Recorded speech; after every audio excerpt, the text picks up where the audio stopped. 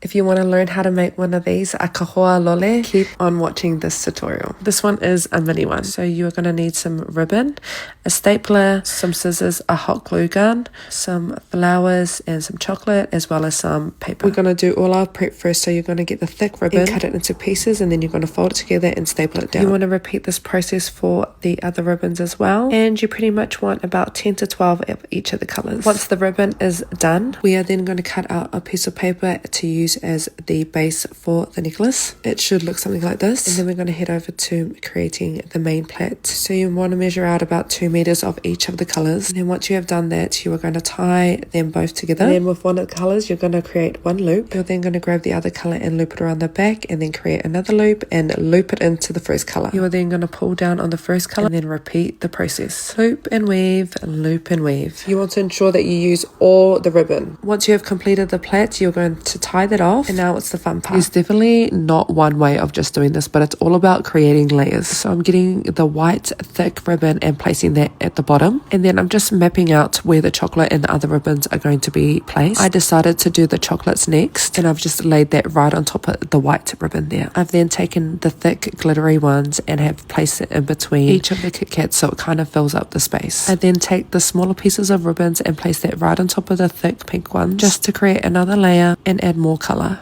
Once you are happy with that, it is now time to glue down the main braid, and you're just going to do this by adding glue around the edges and pushing the braid down. The final part is adding the flower. I just cut the stems off and then just mapped it out before gluing them down. You just want to glue the base and then glue it straight onto the braid. Repeat this process for all of the flowers, and then now you're pretty much finished. Let me know if this was helpful and if you give it a go.